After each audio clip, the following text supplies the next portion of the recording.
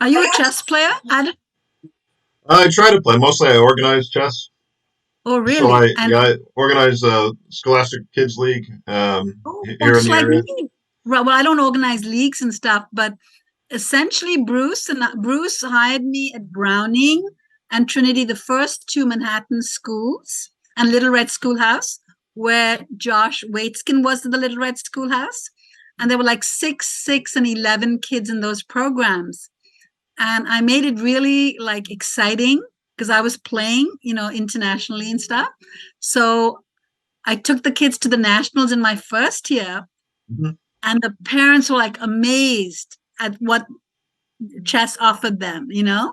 This was their time with their kids alone, and suddenly they said, "Where are the kids?" And we looked around, and they were under the table playing a chess game. I remember going to college and saying, "Hey, what's that? Boys are intercollegiate and no girls." So the same tournament director said, "I will arrange it for you." So we had the first intercollegiate, and I won it 4 years in a row. Then I noticed in between there's no women's state championships, so he organized that. I went to Sangli and I won it. All right. But then there was, I said, what about the nationals? So they had the nationals, first women's nationals in Bangalore. And I didn't know, but there were three sisters, the Kadilkar sisters, like the Polgar sisters. And their father was so highly competitive that I considered it cheating. Like they would all, like in one tournament, they had their coach organize the tournament. And that's the letter I wrote to Bobby. I said, I know exactly how you feel when you say accuse the Russians of cheating in chess. I said, these girls are dropping the games to each other, like the Russians did, to avoid playing, and so that one of them earmarked to win would win it. Each one, once a year. So I said, I'm coming to the US to take lessons with you. And he took that very seriously. All right. Before that, in my first letter to him, my dad was posted to Beirut, Lebanon, before it was bombed. And it was such a beautiful place. And he said, well, my mother had taken me out to get gold bangles. And I said, Mom, do you mind if I go to a bookstore? There was a bookstore I could see. And over there in the front page, it said, Bobby Fischer beats Petrosian. And before that, the way he'd beaten Tal 6-0 and whatever. It was really impressive. And then I saw a book, My 60 Memorable Games. And I ran and asked my mom, can you buy that for me? And she said, that's 20 pounds in those days, right? So my she said, we'll talk later. And when my dad took us to see a beautiful show, I said, Dad, how much was the ticket for the show? He said, 20 pounds. I said, I'd rather have that book. He said, what book? And I told him. He told my mother, go buy it for her. All right. So I was in Beirut, Lebanon, in the hotel room, and going through my first game on my own. And I thought that Bobby Fischer cheated because, the Sicilian defense, he's playing the same thing. I thought, something about the openings. I just figured it out myself. I said, whoa. So I wrote a letter to him from there. I said, I've got this book and I want you to win the world championships and I'll be rooting for you. Just silly, silly things like that. I was, I think, 16 or 16 at that time. And the third letter was, I remember this, he was in Iceland playing. He'd lost his first game. He snapped that pawn. And the second game he forfeited. So I went, and again, the description is in the book, to a Zoroastrian Agari, which is a place of worship. Like you have a chapel here. And I prayed, I really closed my eyes and prayed very deeply that he would win. I could see what was happening over there for some reason. And that was the time where Bill Lombardy, his second at that time, Grandmaster Bill Lombardy, told me that he said he didn't know much about mechanics, but he knew enough from his father to unplug a car. So when Bobby wanted to leave and go to the airport, he unplugged the car. And that was the time there was a call from Henry Kissinger. And Bill said, you must take this. He said, no. I want to go back to New York, And he said, no, but you must just take this. The president is, Nixon is there. He wants to speak to you. So that's what happened. And Bobby decides, okay, let me play. And I wrote a letter to him at that time saying, this was before he played, that you will win, very confidently. Anyway, so those were the 3 letters I wrote, and he had taken those letters to Iceland with him. All right. This is what he tells me, and I have it in my letters. I have like over 100 letters from him. So when I started chess in India, women's chess, you asked me about the coaches I had. Well, because these girls had so many coaches, my mom sent me to take lessons with someone called Sapre. He used to write the Sunday Times, in the Indian Times. He used to write all these problems. And he made me, I didn't know anything about combinations at that time. So he got me, tactically aware. Then Sakalka started teaching me, but he was a trader. He started teaching those girls too. And he'd tell them all my openings, And I realized like Fischer was accused of being paranoid, but it's not. It's really happening in the chess world, And I was sharing all that with him, all that information. So the other coach, when I came here to New York, everybody said Max DeLugi. He was a world champion, and he was 11, and I was 23. He said, "Come, I take lessons with Jack Collins, and he's Fischer's coach." So he took me there, and Jack was like amazed, because I remember that time he said, the best player in the United States is Rachel Crotto. And then I met Rachel at a tournament. We hadn't played. She was very sweet. And I had beaten Gisela Gressa and Mona Karpov, who was several times U.S. champion. And then when we were at the bar point, suddenly Steve Emmett paired us together, and I beat her. So Jack said, "Shernaz, you've just created a sensation in New York. You've beaten the current U.S. champion." I said, "Really? I didn't know that, And then I kept dreaming about being in the women's U.S. championships. And at that time, just before that time, Jack Collins was not strong enough to teach Max and me. Max was beating everyone, and I was beating everyone in the women's world. And I remember he suggested we take lessons with Vitaly Zalsman. He's an Russian IM. And he was amazing. So I wrote to Bobby. I said, the happiest time in my life, the most exciting time, when I go to the chess club at Carnegie Hall, and I take this 2-hour lessons with Vitaly Zalsman. He really understands chess. So Bobby writes back saying, well, I looked at his games, and he's about 2,500 positionally, but tactically, Shernaz, he's only 2,250 at the most. I said, no, it's true, because he does tell you, study your tactics yourself. He does not, deal in tactics. At that time, there were no computers and stuff. Because I was in India, and I remember my grandfather said, I'm going to take you to the Zoroastrian chess club, where the men all wore white, and, Zoroastrians were like the Jews. We're very similar. All right. And very orthodox, I would say. Both religions started around 2000 AD, BC. So they were very similar. We wore muslin vests. We were like the Jews do, a kasti, a thread around our thing. We wore a cap. Yeah. And then over there were only men and one woman. And that woman lived next door.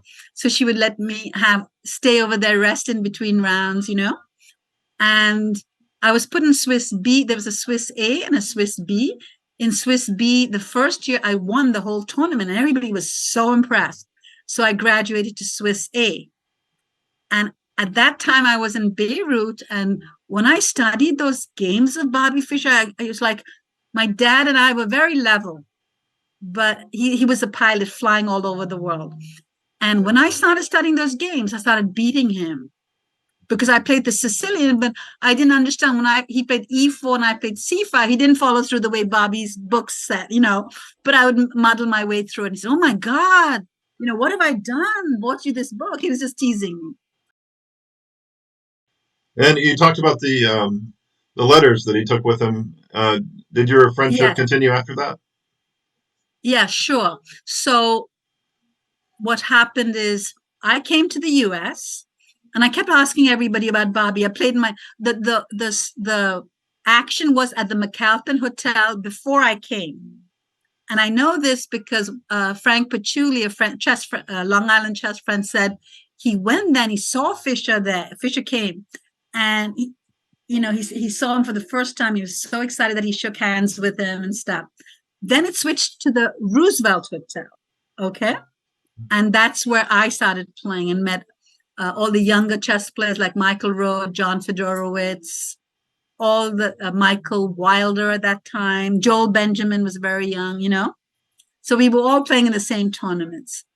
And you asking me about my relationship with Fischer. So at that time, he started asking me all kinds of questions. Like in the first time he called, I just wrote it to you. He said, "Shernaz, India has such an incredible history, whereas the US has no history at all." I said, "What do you mean?" He said, "Look at the civilization." I said, "Oh, that way." I said, "Yeah, I've studied the Egyptian civilization, and in India, there was a civilization called Mohenjo-daro and Harappa. And I explained to him that the river had flooded the whole place 7 times. And they built completely again, and they kept rebuilding, but their plumbing was so advanced, and it was just very high level of civilization. And he said, "Oh." And I said, "And I come from Persia originally. My grandmother came from there because we're Zoroastrians. The religion was started there, and they were pushed out by the Muslims in 1000 AD. They either convert and stay as Iranians or come away. So they all they're fire worshippers. They took their fire with them, landed in India, and, spread all over."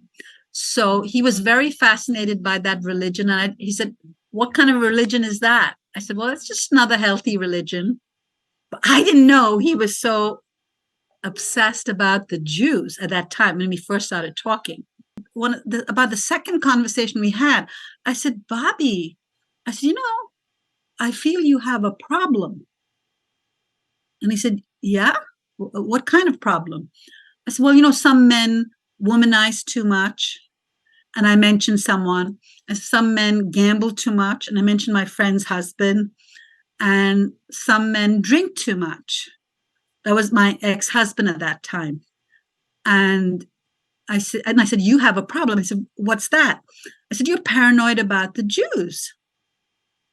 So I didn't know that whenever anyone said that before me, he would hang up the phone and never talk again. So there was a silence.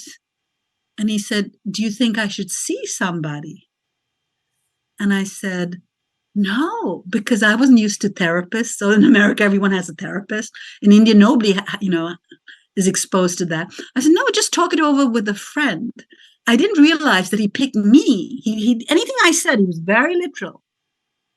He started talking to me, like telling me all his theories, and eventually, after like 2 or 3 years into talking with him, I said, "Bobby, I want you to think very, very, very, very, very carefully. Where did this all come from? Was somebody passing underground literature to you in the church basements?" Or he said, "No." I said, "Well, where did this start from? Did Bill Lombardy influence you? Did somebody influence you?" So he thought about it and he says, "Well, Shernaz, these so-called relatives of mine who kept coming in and out of my house, I didn't want to be like them." Now, at that time, I didn't realize exactly what he meant, but after reading Kasparov's book, where some research has been done, and it was known that Gerald Fischer was not Bobby's father. His real father was Paul Nemeny, who was Jewish himself. His mother, Regina, had left Germany on the ship to South America and had met Paul Nemeni there. And that's when Bobby was conceived. In those days, you don't talk about it, it's all hidden and stuff. And then she came to America, and he was born in Chicago, and she was in like, a home almost, So while he was there, Paul Nemeni would visit. And we found a letter at the White House when I was doing my book research that his father, Paul Nemeni, wrote to request, can I stop giving child support? My son is 6 years old and all he does is play chess. All right. That was confirmation that he was the father. I'm the only one who has that confirmation for my book. All right. And then Paul Nemeni, I read, would be wearing his pajamas underneath his suit because he was an animal activist. And dress fun. That's obviously dressing funny, and he had a son with his real wife. He didn't marry Regina, who looked identical to Bobby. And that guy, one of my chess coaches, told me in the newspaper he was caught carrying all his inventions in a shopping cart. Again, Bobby didn't want to be like them, so he was not really anti-Semitic at all. Because when I told him, I said, my dearest friends, Larry Tamarkin and all these parents I teach chess to, Andrea Roberts at Trinity, and all of them are Jewish, and I love them. And they're so, they've been so good to me. He said, no, I feel the same way. I have a lot of people, So he was never anti-Semitic. It was just a kink in his brain, and he couldn't control it. It was inherited from Paul Nemeni.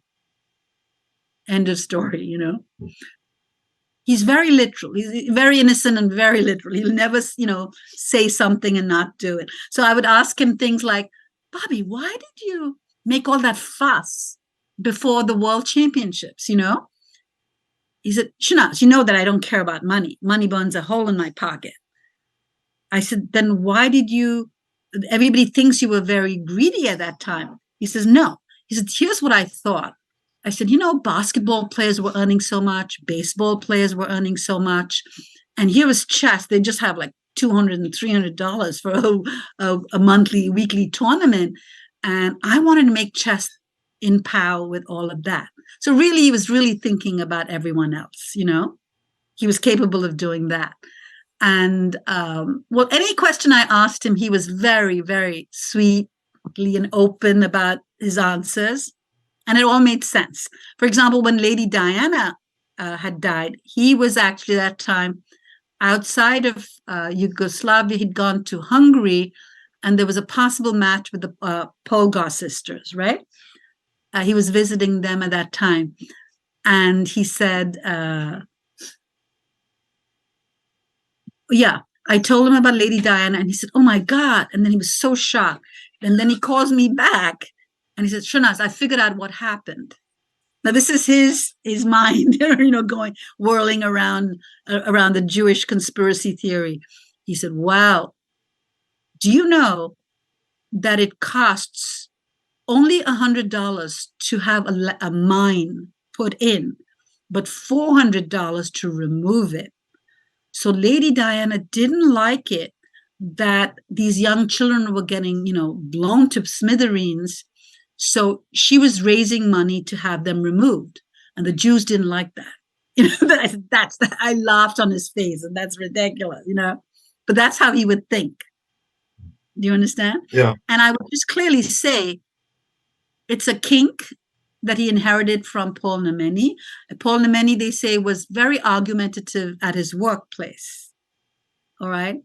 Fischer was very, very, very sweet when he trusted you implicitly. Completely. So, you'd see this really, really sweet side of him. I think I wrote you a passage. He would pick my brain to figure out how he could educate himself. So he said, who's the most intelligent person you know? And I said, my grandfather. He said, how do you think he became very intelligent? I said, he went to the library every day, and he would read and read. And when he would walk around, in India, they take a piece of paper and they twist it, and they put peanuts and grams in it. They sell it. So my grandfather would tell me, he would open it out and read both sides of it.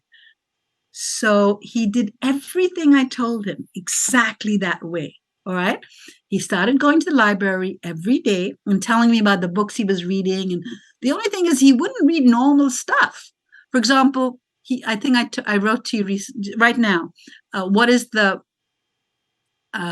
your favorite book? So I said, I like Thomas Hardy. I like D.H. Lawrence, Sons and Lovers, but I think my favorite book is Wuthering Heights by Emily Bronte.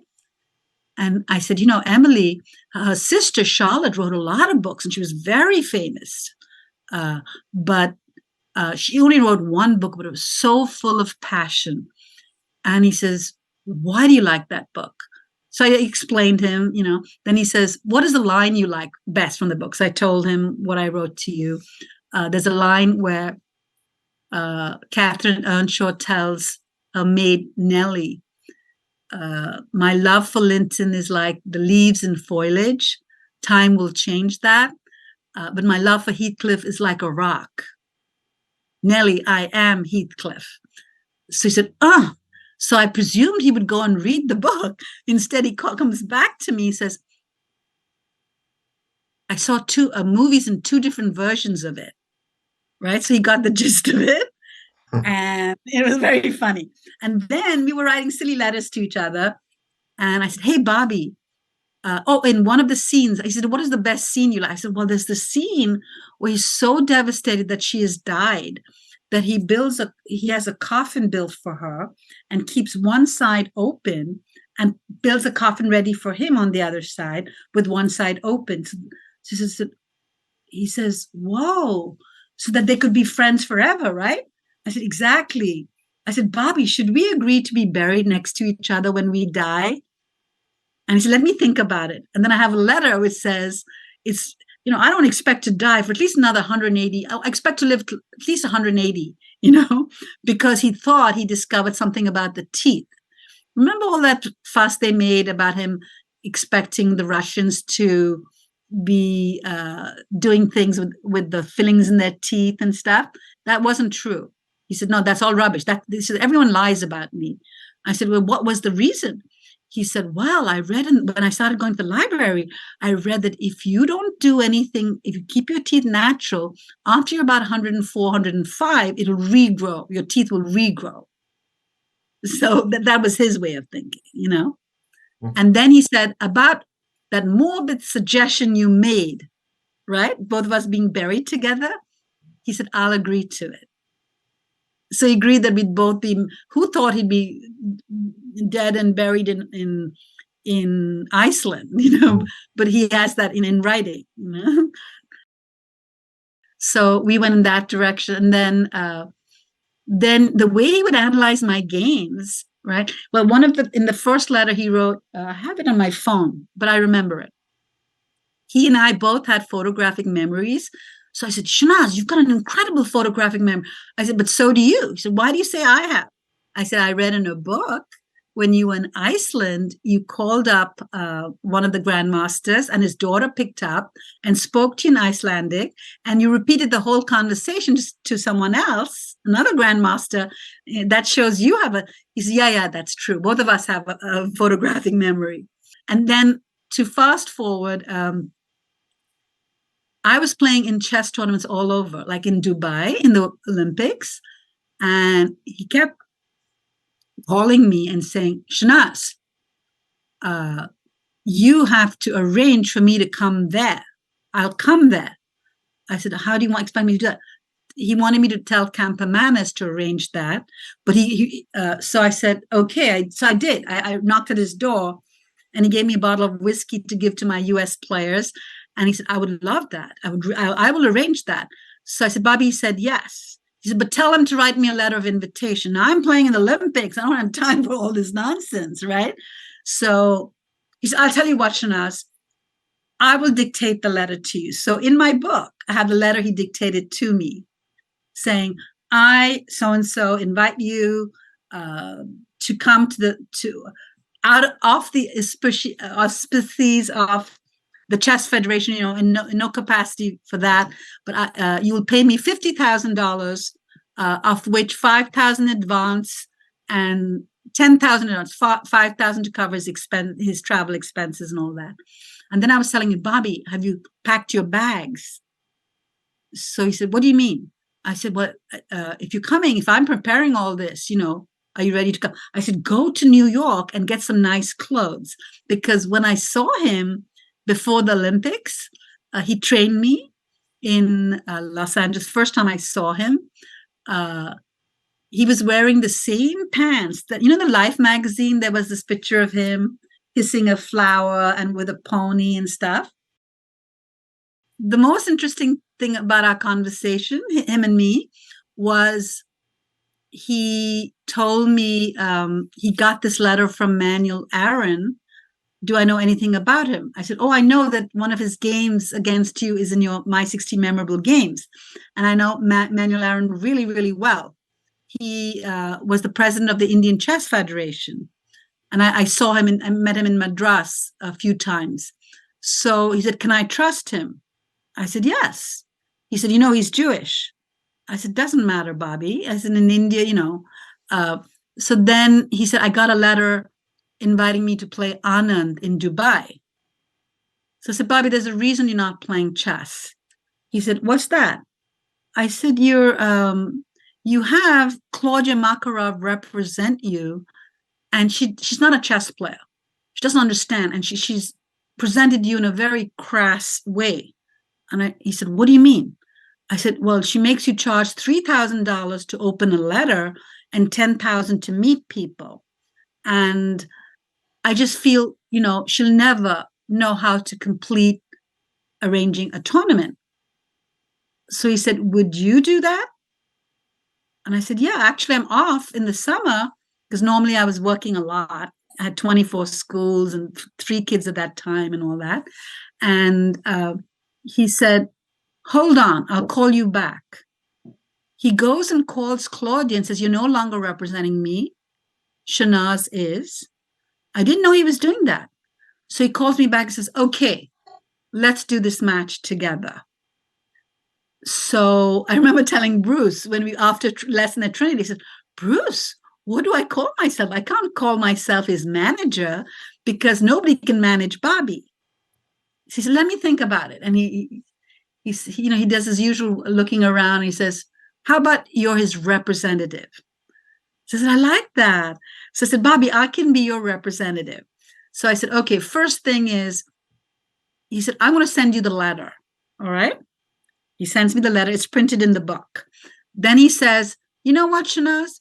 I'm going to send you the contract from the 72 match and the changes that he had made, hand changes for a possible 74 match with Karpov, and the changes he wanted to make for this match.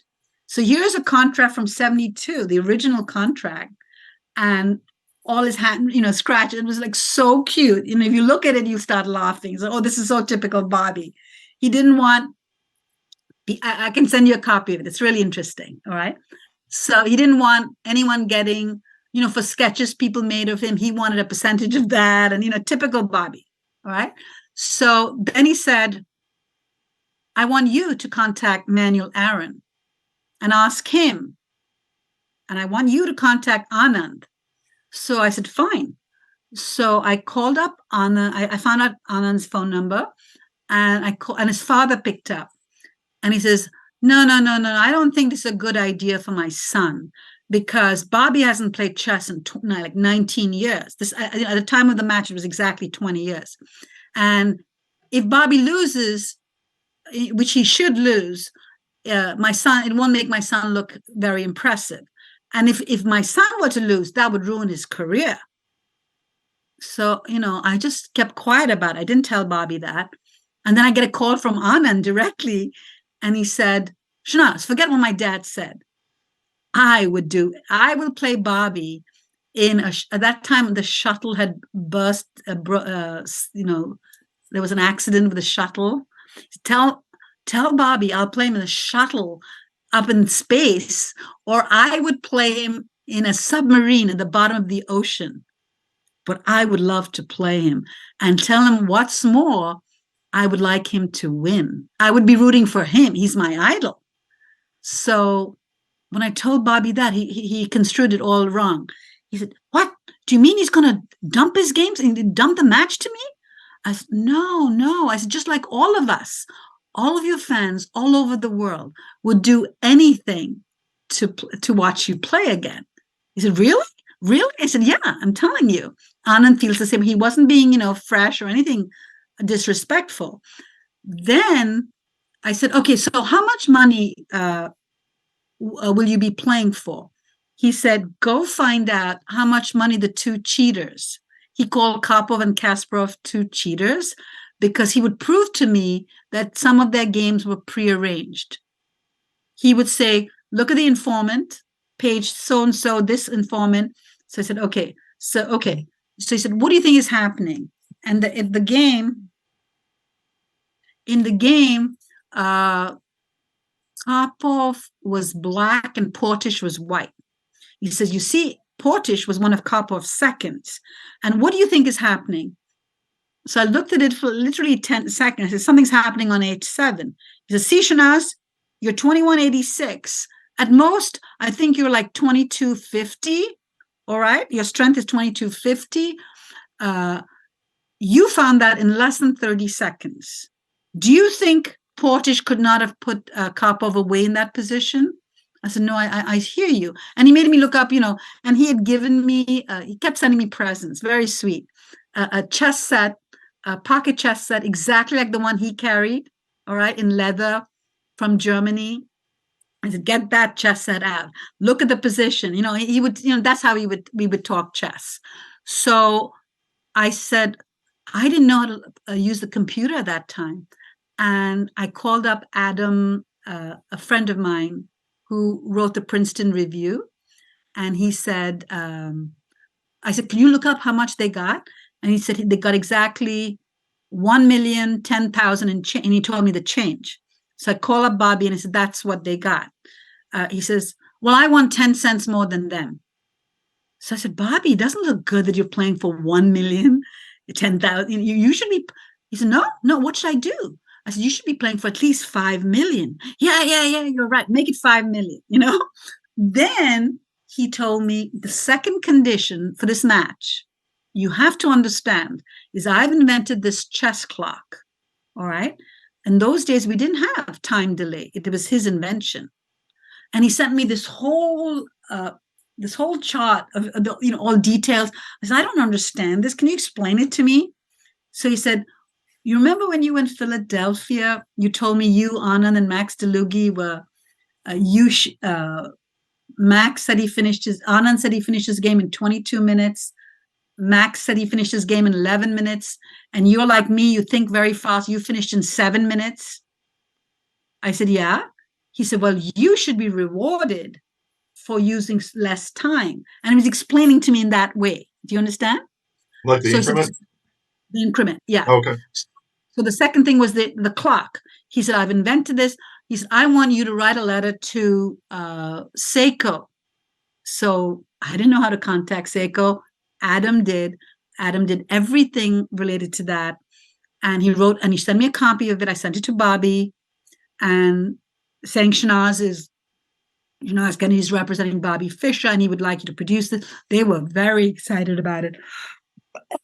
And then Bobby said, while you're doing that, he went to the White House with Congressman Peshawar. He sent me a letter of that also, which is in my book, where he has the rights to it because he keeps thinking the Russians are going to steal everything from him. And, he lost the right, like My 60 Memorable Games was being copied and mass copied in Russia. He wasn't getting a percentage of it and things like that. So the second thing was that. And the third condition, he said, you must understand, I will not play unless I am defending my world championship title. So I knew that I had to put on my black velvet gloves to deal with Bobby. So right away I said, well, in boxing, there's so many titles floating around. I'm sure nobody would care. He said, but you make sure that Aaron understands that. So First, I called Max DeLugie. He was president of the Chess Federation at that time. I told you he's my dear friend. And Max called Kasparov right away. And he calls me back saying, Shernaz, Kasparov says, Gary says, he would love to see Bobby play. Yes, yes, yes. He can take my title away. He can do whatever he wants to see him play again. All right. So I called Aaron. I said, Aaron, you better write. And Bobby said, and you make sure he writes me a letter of apology. So Aaron writes this letter to me first saying, this is old man Bobby, he's not 72. He was like pretty fresh. And then he changed everything. I said, you write a letter of apology. There's no going forward. He writes this beautiful letter of apology to Bobby, which I also printed in my book. It's really classic, all right? So he says, well, forget the gist of the letter, but those are the three things he wanted to do. His clock, the money, and the title, yes? So we go about it, and Aaron says, I want him to sign, the sheikh from who was willing to sponsor this wants him to sign something. Now, I knew beforehand that he would not sign anything, right? But I had to deliver the message. He says, no. They could change their minds, and nobody believes me anyway, but I want to play. So Manuel says, I'm so sorry. Without that, we can't proceed. So Bobby says, see, nobody believes me. So in that time, Yasser Sarouan was at my house. He was asked to do a lecture. He was Olympic board one when we were in Dubai. And he said, Shernaz, I believe everything you say, but I will buy my airline ticket, but I won't get on the plane till he makes his first move. I related that to Bobby. Then Michael Rode used to come to my house with Sophia, his wife at that time. Sophia's a fabulous tournament director, and Michael's a grandmaster. And they knew what was happening. Larry Christensen knew because he and his wife, Natasha, were living in Queens at that time.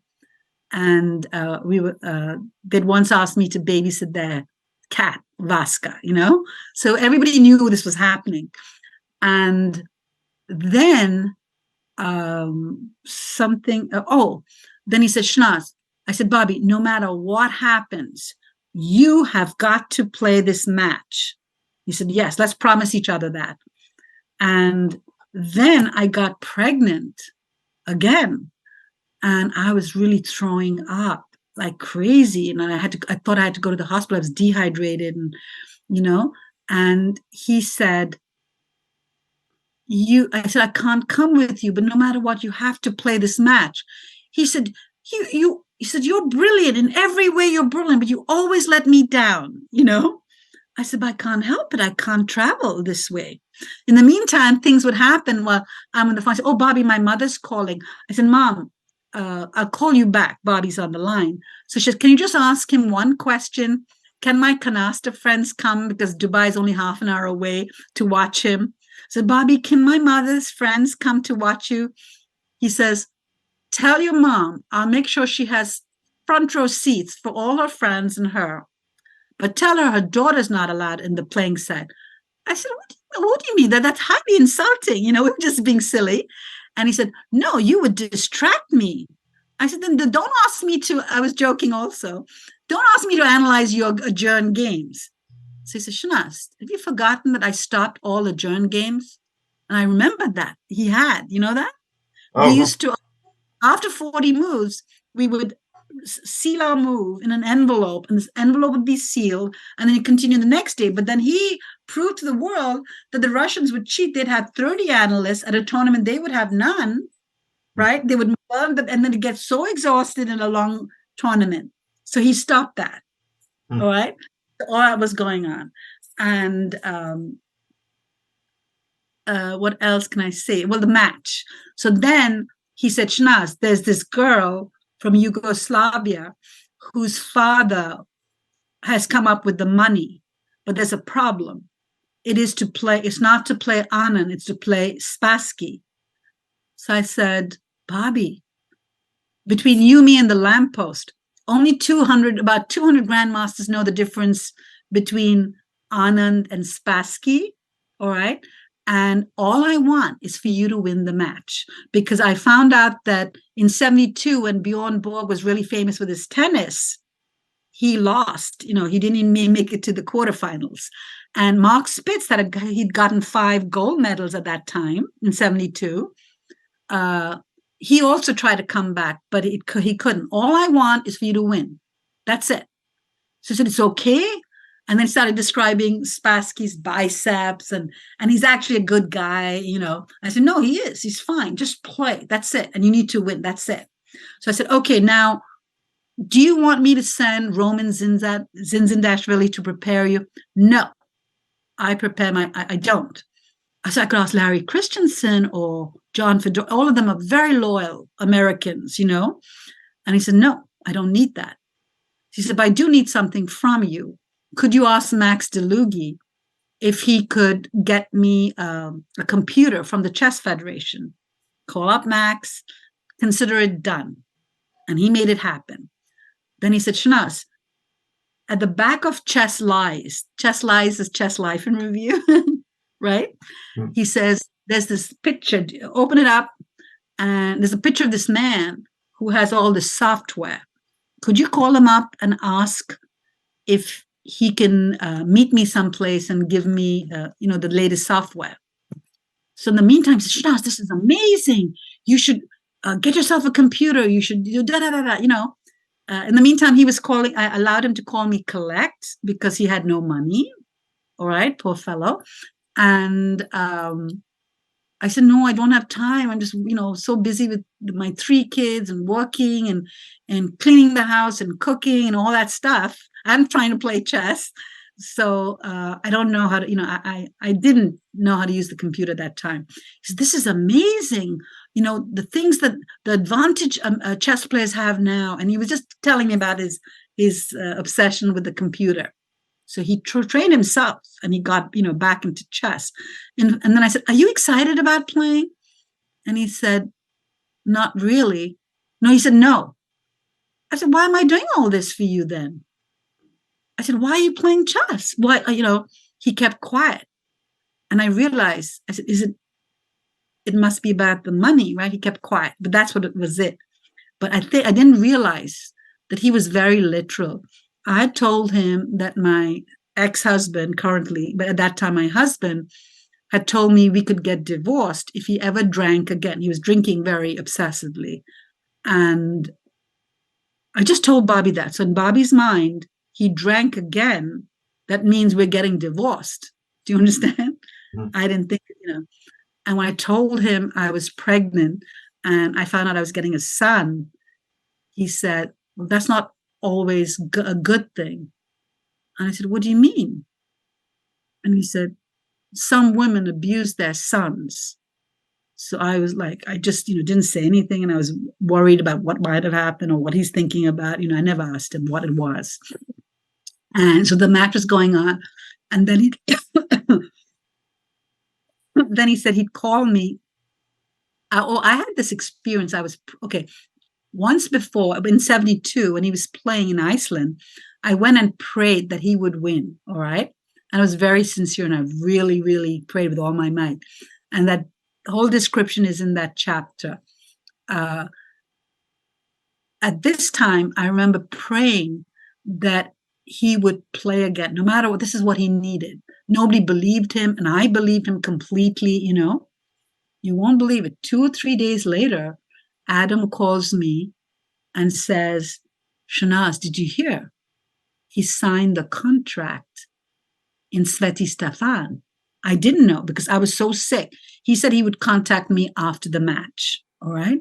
So here,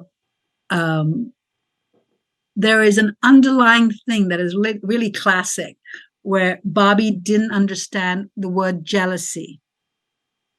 All right. So I said, well, if I like someone, I get really jealous if anyone's around them, So he thought he would make me jealous by making this. And there's this other underlying theme. Is the first thing he ever talked to me in this first conversation is, Shernaz, would you like to be famous? And I said, no. So what do you mean? I said, well, I wouldn't like to be like Jackie Kennedy wearing a scarf and dark glasses. I like my freedom. I like to go out, do whatever I want. Nobody knows me, you know. He said, but I thought all women want to be famous. I wouldn't mind having my games in the Informant or, you know, chess books, that kind of famous, chess related. So he thought that by my going with him, I would get a divorce and I would be going away with him in this thing. And he really thought that he's playing chess again so that I could pack my bags and go with him to India. That's what I wanted to do. And because the first thing he said was, I have the money, pack your bags, we're going, you know. But I wasn't thinking about that. And a lot of things happened in between. Like my special daughter, my third daughter was in a car accident. I had to go to the hospital. She needed spinal surgery, all kinds of things. But so he calls me, and I saw in the papers while I was, you know, in bed, that he spat on the front page of the New York Times, and he was indicted. All right. And when he called me after he won, I said, Bobby, I said, I'm so proud of you, you know, that he won, right? I said, but you shouldn't have done that. He said, what?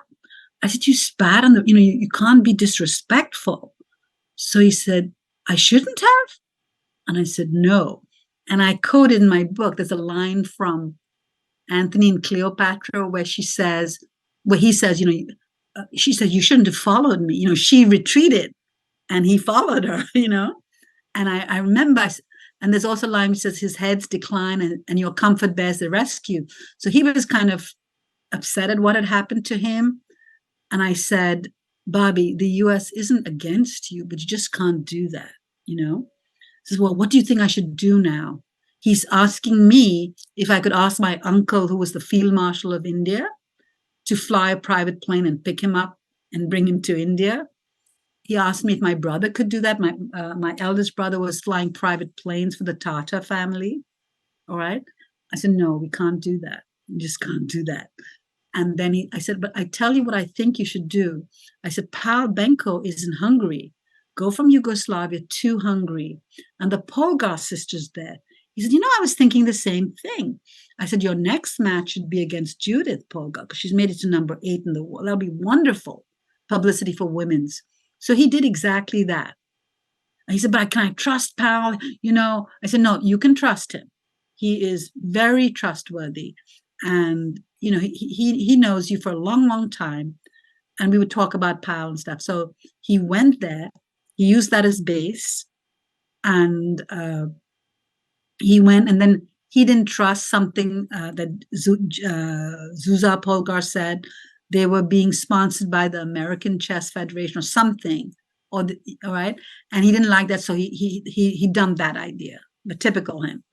Then he started calling me from the Philippines, and he said, "Can you get in there? Listen to my talk show." I said, "No, Bobby, I'm so busy. I'm in the hospital all of the time."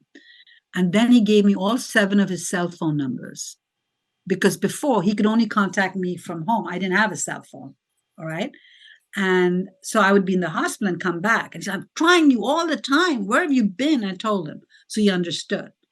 And I said, "Why do you have 7 cell phones?" He said, "Shernaz, you know, money burns a hole in my pocket. When I was in Germany, I go and buy a cell phone. And then I walk to the next electronics shop, and there's like a better one there. And it goes on, you know." So yes, 7. It was really quite cute. I said, "Well, I said, you know, you should buy a house and fill it up with furniture and, you know, and find someone to be with." So that's when he asks me, so, you know, he really thinks this over. So he's planned this speech. He said, "You know, there was this girl. First, she had 1 child and he forgave her. Then she had another child. No, but he forgave because he didn't know her at that time. Then she had a second child and a third child, and 4, and still he forgave her, you know." And then he asked me if I would marry him. And I knew in my heart that I'd be jumping. My ex-husband was drinking too much, And then he developed a bipolar disorder. And I had 24 schools, and he took away Browning, which was Bruce and I had put our hearts and soul into that program. We made it #1. We won the championship sections of the states in almost every division, top 3, and averaging city, states, and nationals, #1 in the country. And he stole that school from Bruce and me. I was like the most shocking thing of my life. And before that, he was giving away our schools to coaches, thinking he's being very generous. But he'd really lost his marbles, poor fellow, at that time. So anyway, so that's the Bobby Fischer essential thing. So the essential thing is he helped me achieve my ambitions. He asked me, what is my ambition? I said, to play in the U.S. Olympic team. For the U.S. Olympic, I achieved that. And in return, he played chess again because he thought he needed money, for us to go to India and whatever. And I just said, you need to have a child of your own, continue the bloodline. And then he said something. I remember even when I met him in 86 in Los Angeles, he said, some people should not marry, and I am one of them. So he was intelligent enough to realize there was something wrong with him and that he shouldn't marry. So when all this stuff happened about a Filipino girl saying, she's had a child and that's his child, remember? Yeah. Do you remember all that?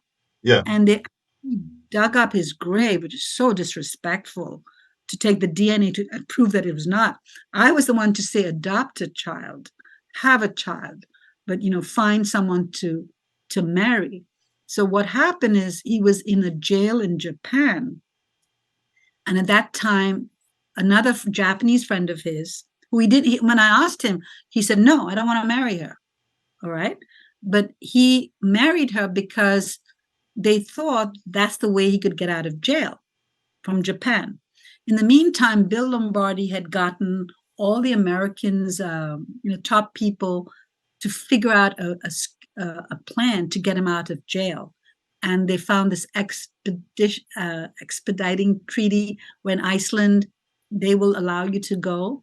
So they arranged for that. And so he was pulled out, and he was very disheveled from jail, poor fellow. And he was brought to Iceland, where they took very good care of him there. Yeah. So that was the storyline of my book. Okay. Except one title is The Representative, where I'm arranging this whole match with all the letters to prove, and that girl had nothing to do with the arrangement of the tournament, his return match. And I asked him, are you in love with her? He says, no. And I said, did you have sex with her? He said, no. So anyway, before that, I remember there's a conversation about Karpov. I think I wrote it to you. Was it you? That, you did a video on Morphe, which I still haven't seen, YouTube. I saw the one on Dolly. So I was reading all about Paul Morphe. I said, my God, he's so much like Bobby. And then I saw that the day he dies, Capablanca was born. All right. And the day Capablanca dies, Fischer was born.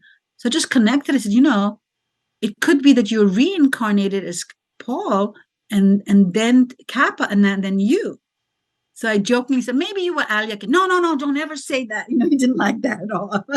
It was very funny. And he believed me. I said, Olga gave me these stories she's written.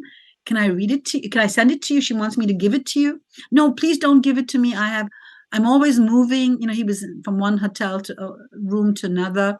I said, but you must have a cupboard where you can say, no, I have no storage space.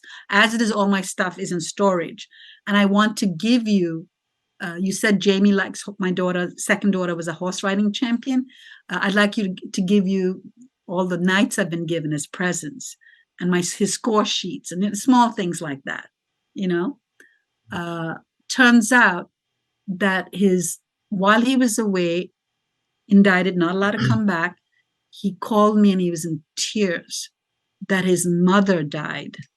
When his mother died, he was just devastated. And I really, I said, oh, I'm so sorry. And, just comforted him.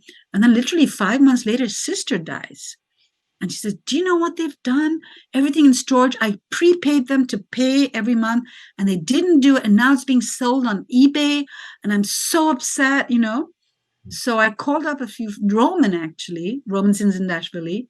I said, I'll help as much as I can. And he knew this guy who bought everything up, all right, David DeLucia. And he said, I'll keep it for Bobby. So I told Bobby, don't worry about it, he gets it.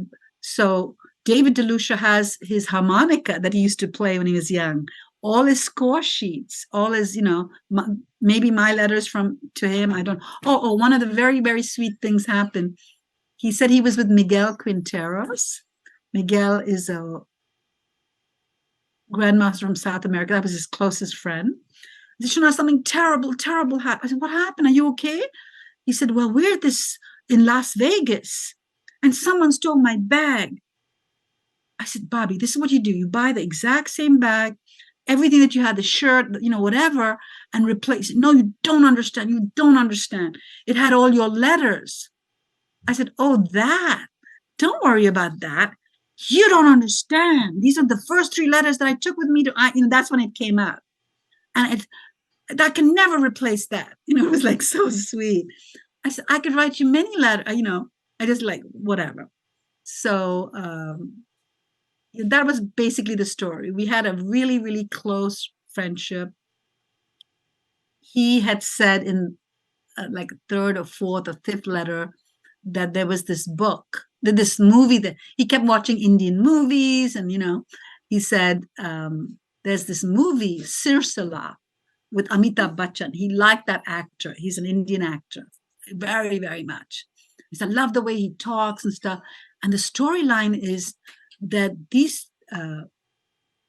Amitabh dies, and then Rishi Kapoor, or something, I don't remember the story. The brother, her husband dies, and she marries his brother, So he said, I want you to go go to your neighbor's house, rent a videotape, rent the machine if you have to, or go and watch the movie. I want you to see this movie, It's very sweet. Adam, I just remembered something very, very precious. Like, I remember I was living in Little Neck at that time, and we had this conversation when he was talking too much about the Jews, right? I said, Bobby, my mother said, an empty mind is a devil's workshop. I don't expect you to work on a 9-to-5 job, but you got to write a book. No, I can't write a book. I tried that. I'm not a writer. I'm a chess player, I said, well, do something. Think of something. So I have a 1-month quiet period from him. And then he calls me back. But by the way, all this time, only he called me. I never called him. Never.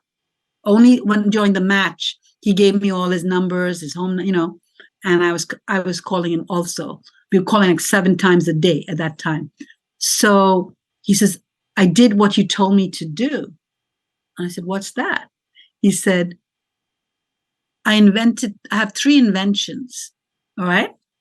So he said, well, you told me, I told him the story about Deep Blue beating Kasparov. And I told him how Kasparov jumped over the chairs and got hold of Joel Benjamin's neck. I said, you cheated. And Joel said, don't do that. He said, I didn't cheat. I was hired, just like you have your seconds. I was hired to be Deep Blue's second. And I fed that game. You played the Carol Khan, this variation, and I improved on it. The team improved on it. And that's why Deep Blue beat you. So Fischer said, remember you told me that story about Deep Blue beating our top grandmaster? I said, yeah. He said, well, I've invented this thing, and I'm calling it Fischer Random. I said, what's that? He said, well, instead of rooks being, rooks, knights, bishop, king, queen, the computer's going to reset the back pieces so that they can't have the advantage of the opening. I said, oh, that's brilliant. I went along with it. But I said, hey, Bobby, but you can't.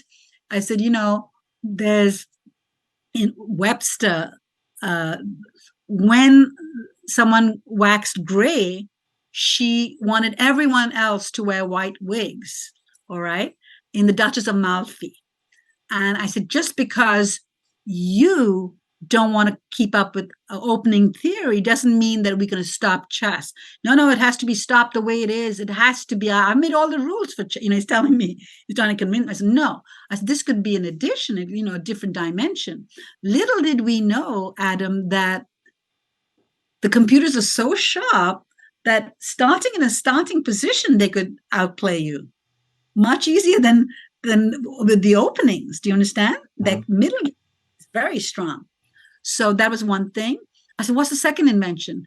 He said, I've produced this clock. And then that's when he sent me the whole works about the description of it and his arrows and, and I have it somewhere. And I said, what's the third thing? He said, well, you know how you like basketball so much? I said, yeah. Well, Latrell Sprewell, whom you like, I just mentioned he's amazing, He said he's very short compared to 7'2" other basketball players. So I haven't finished this completely, but I want the basketball hoop to go up and down according to the height of the players. I said, Bobby, stick to chess. It was just, we were always teasing each other, but being very honest. Mm-hmm. So that was very cute that he had done. He listened, like I said, he listened like you wouldn't believe anything. You had mentioned earlier that he seemed surprised that Anand was a fan of his. Did he not recognize how big he was in chess? Or? Well, actually, he didn't. He did not. I would tell him, I said, Bobby, don't you understand that the whole world will be waiting to watch you? Oh, for example, I was in Los Angeles, and then he had taken me to the airport in the morning.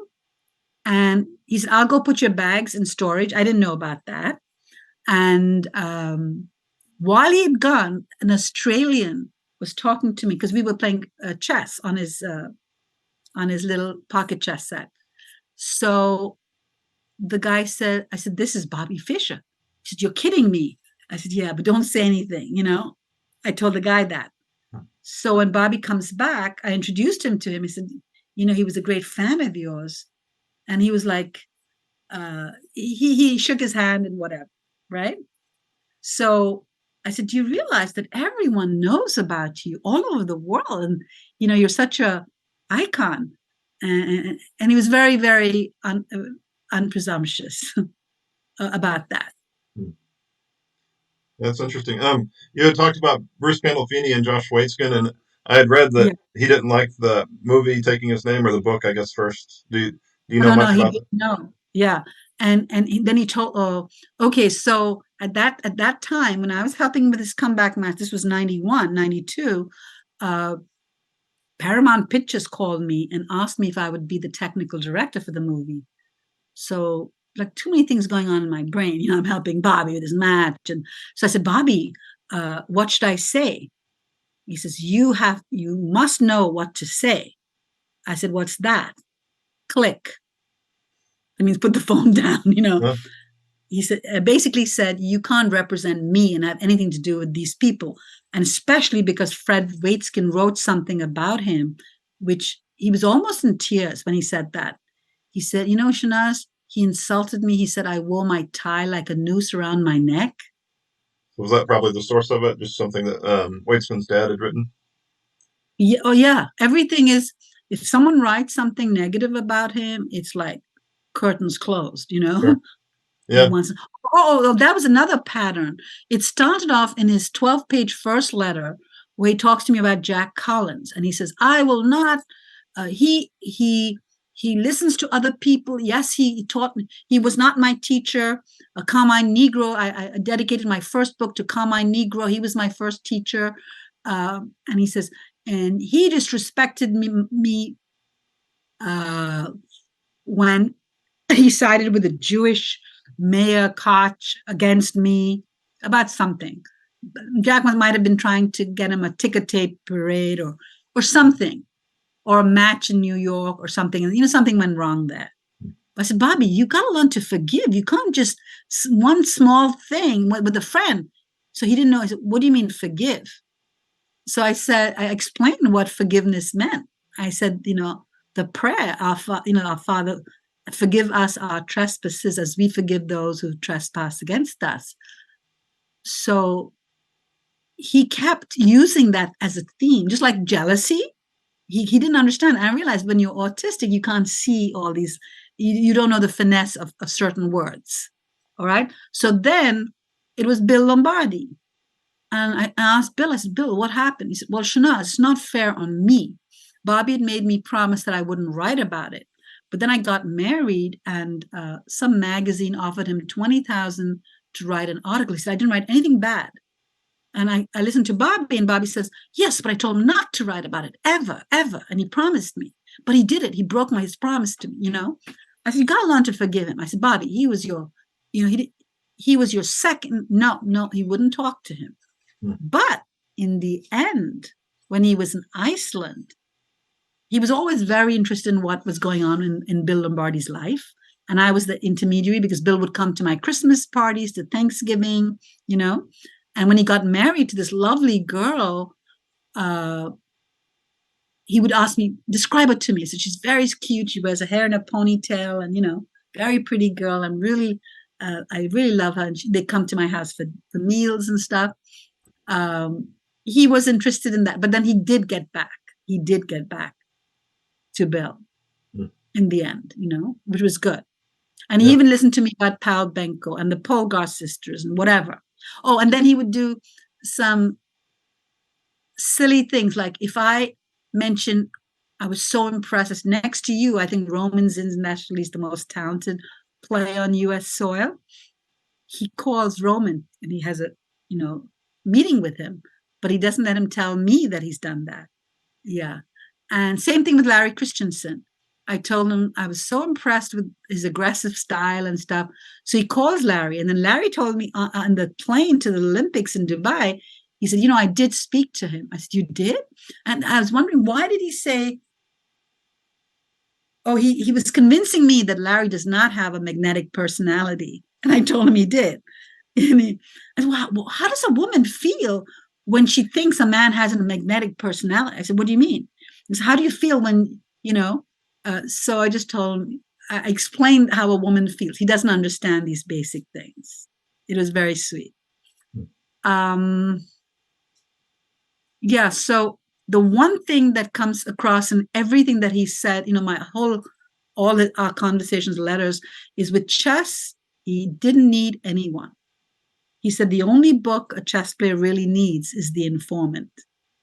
Because The Informant has all the games, you can study the latest lines, theories. And the one thing he was doing is following everyone with a book or, finding out the tournaments that were played. He kept in touch with all of that, but he did not play. But when he played me, when I went to, so when I first met him, it was really, very exciting for me. So I told him, I said, Bobby, you can't say anything bad about the Jews because I will take the next flight back. He listened. And I said, and you'll have to be at the airport because I won't know how to get to where I have to be. He said, I'll be there. So I was going up the escalator and he was coming down. And he looked like Robert De Niro, identical, with a mole on his face. And I wasn't sure. And he recognized me. Right? So he waited. So I came down and he said, where are your bags? And we went and got my bags. And then he said, so which hotel are you in? I said, the Hyatt. He knew how to look it up because I wouldn't have known. There was a screen and he looked it up and stuff.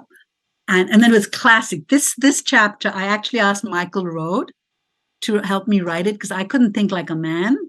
I could only think like myself. And it was very interesting the way he helped me outline it. It starts off where we go and they give us a room, gives me a room on the second floor. So he's looking, like Inspector Clouseau, how he looks at all the closets and all that. He's opening everything. So he said, Shernaz, this is not a safe place. This is not a good place. I said, what do you mean? He's opening the windows out. I said, can't you hear the traffic? I said, not when the window was closed, He says, no. Can you ask them to put you on the highest floor? So I call. I said, what do I do? He said, just dial 0 and ask them.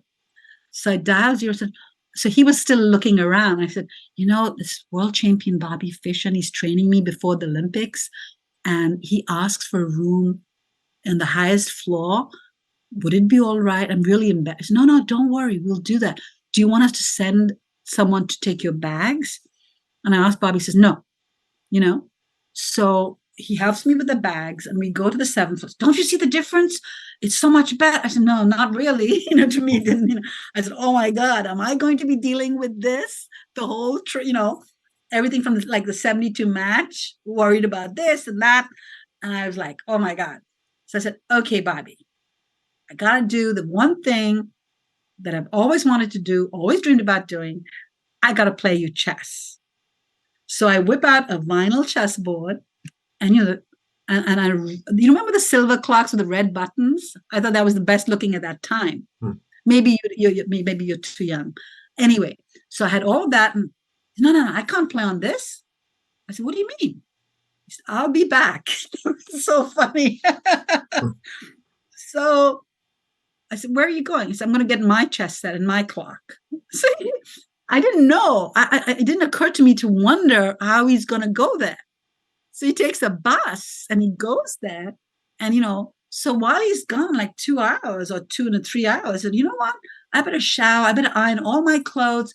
I will not have any time because of his huge personality. So I was just doing all of that. And he said, okay, let's play. So he gets out from this bag a wooden board, and really weighted pieces like a Jacques chess set, and his clock with the 10-second time delay, all right, that he talked about. I didn't tell you in the first letter, he says, there's a lot of pointers I can give you, but one of the things that really changed my chess was 10-second move chess. And there was a clock in those days, and I found out about it and stuff. So it makes you think like a machine. But actually now we're playing 10-minute chess, on chess.com and whatever. So it's equal to all of that. So then we play, and I was very naughty. I had Vitaly Zaltzman prepare me in the lines he plays. So in the Sicilian is white, I know he plays the Sozin, bishop c4. So Vitaly taught me an old-fashioned, complicated line that the Russians knew: rook c8, knight a5, and an exchange sacrifice on c3. So, just whipping out these moves, 22 moves. He said, whoa, I didn't think you knew theory, and like when I did the sacrifice, he was like really stunned, It was really classic. The first game, I really had him on the ropes. And I told him, I was like bullshitting him and say, I just beat Christensen in Este Park. We were the women's championship.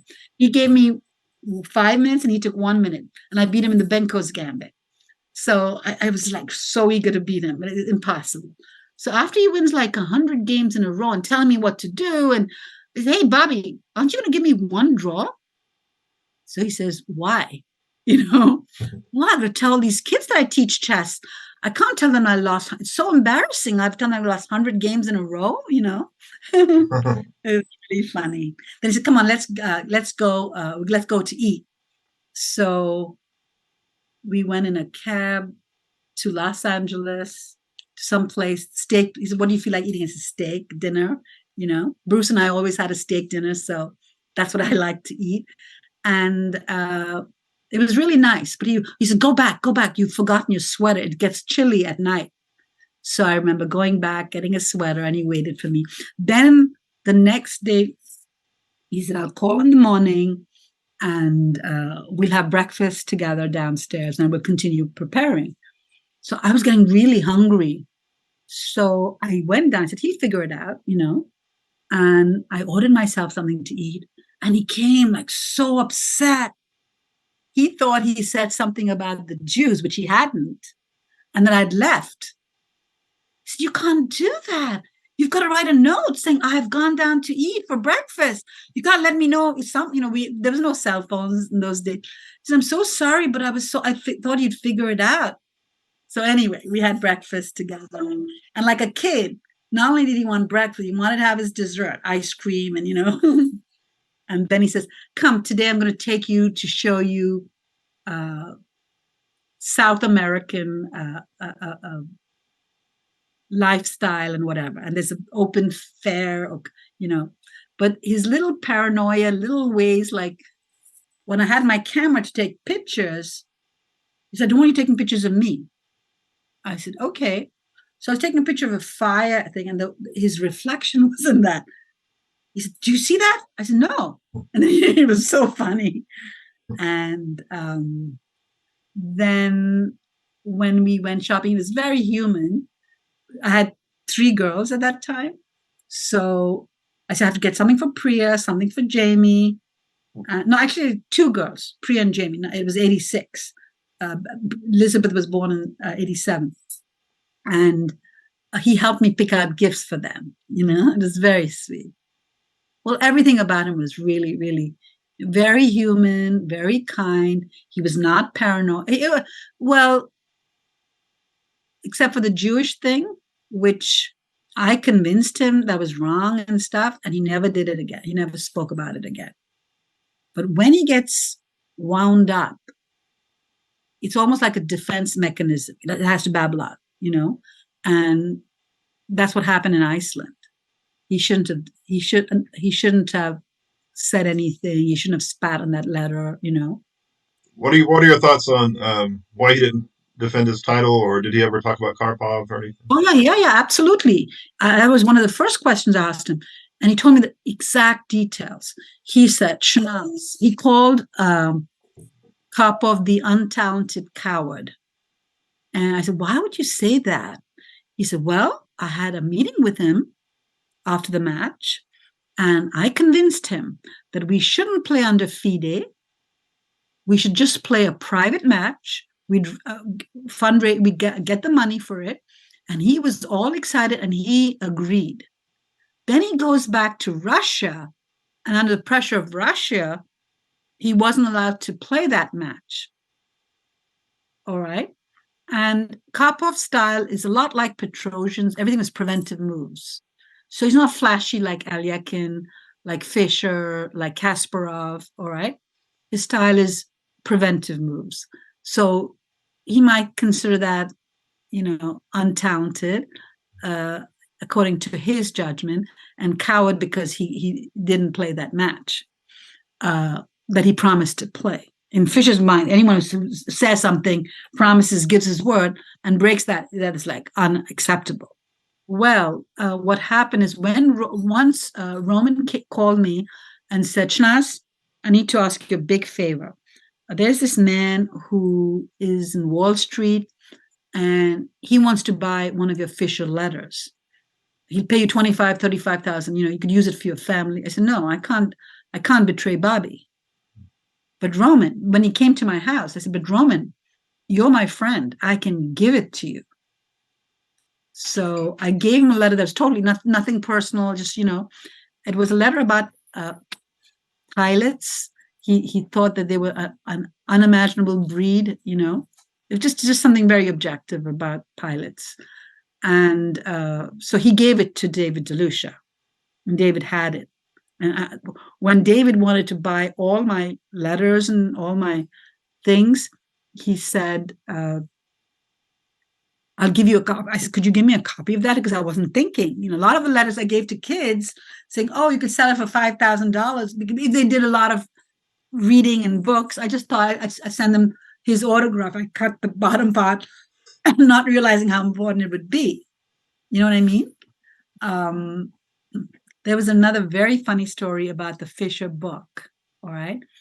So my ex-husband at that time, we were getting divorced, and he said, I need you to get me a signed copy of My 60 Memorable from Bobby, right? So I asked Bobby, and he wrote to from world champion Bobby Fischer. And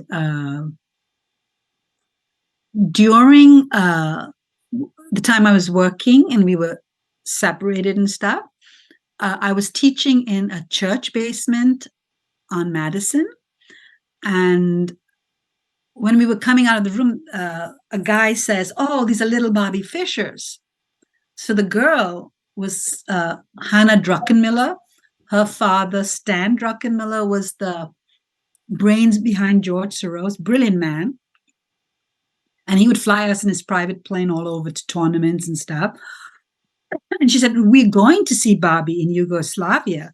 Miss Shernaz knows him personally. So he looks at me and he says, I'll pay you anything. I need to, I collect letters, famous letters. That's what I do. So his name was, his sister married Paul McCartney.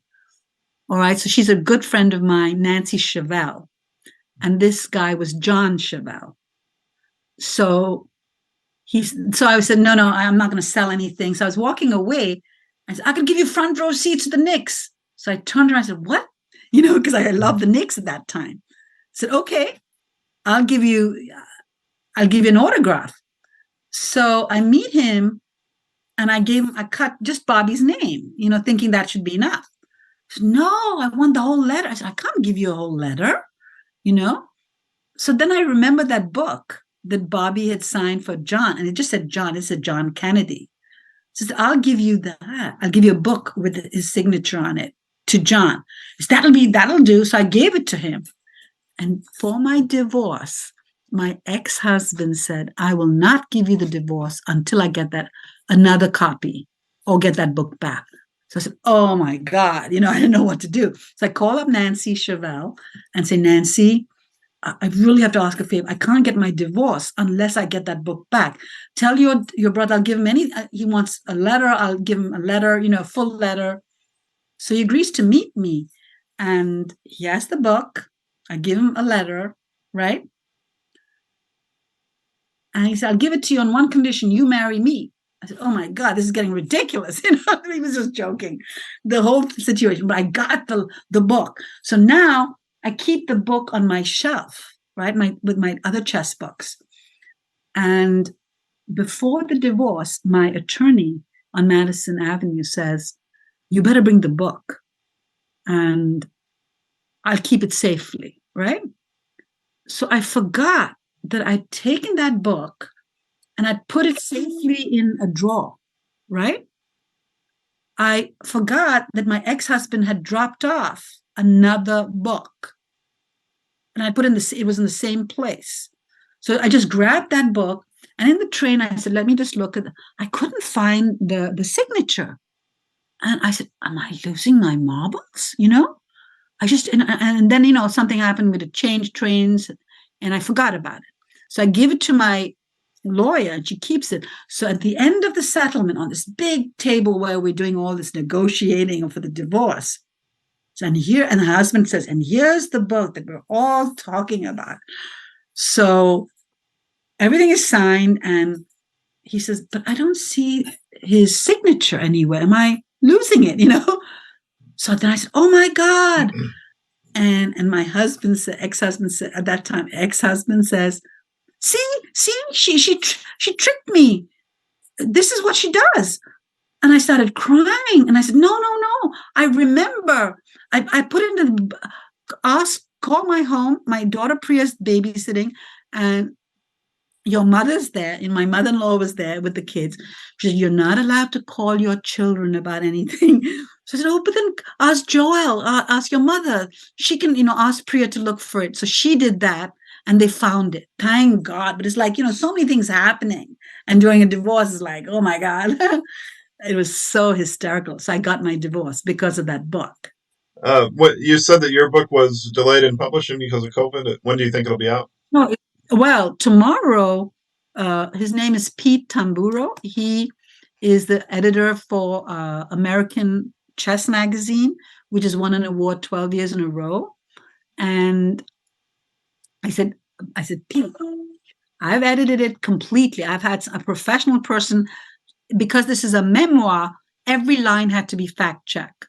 One line, she said, Shernaz, there's no proof that you went to Orleans in London. I said, I did. Clearly I did. And then when I went there, it wasn't there. It was turned into, something else. That school was broken down and whatever. I said, but I was there. I have proof. I can show you, some certificates that I'd won or whatever. So he so that was this person was a 36 years editor of a New York very famous publishing company. So she'd edited every line, every chapter. And then this Pete Tamburo said, no, I have to edit it.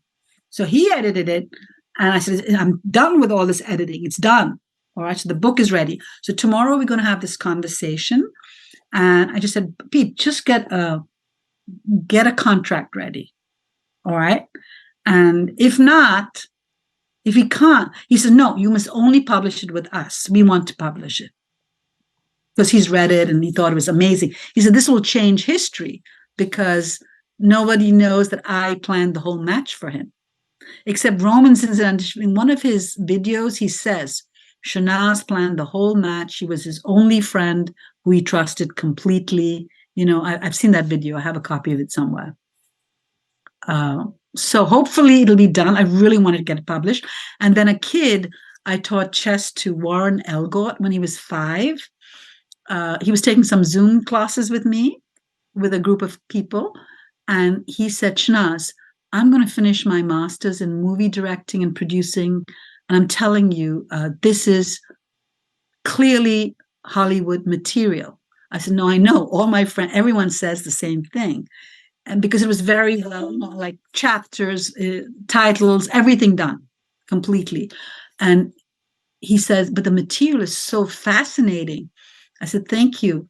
He said, Shernaz, I would like to come over and do a thing on you before we do the movie. I want to do the movie. I want to do a short version of it first and present it to Steven Spielberg. If you, when you see Pete Tamburo, tell him I said hi. He's been a big help with these videos and that. I don't know if you can see Really? that frame newspaper is. He gave it to me. It was Morphe paper. It talks about Really? Morphe in it. Yeah. So Oh, yeah, I must see. I didn't get time, but I must see that video. he's been a big help with since the first one was on Love Albert and he did an Really? interview He's on that. just such a nice man, you Yeah. know? Yeah. Oh, he's asked me to write the article for the that magazine of his from the women's senior championships. So what I did is I just wrote a brief thing and I brought in Fischer's letter. I'm going to print it where he talks about women's chess. He said, now about the part you're most interested in, women's, your chess games. I have to say the standard of women's chess has taken a quantum leap, really. Because, you know, it's true. Before, in his time, Mona Karpov, Gisela Gress, all these players, you know, were not really chess. You know what I mean?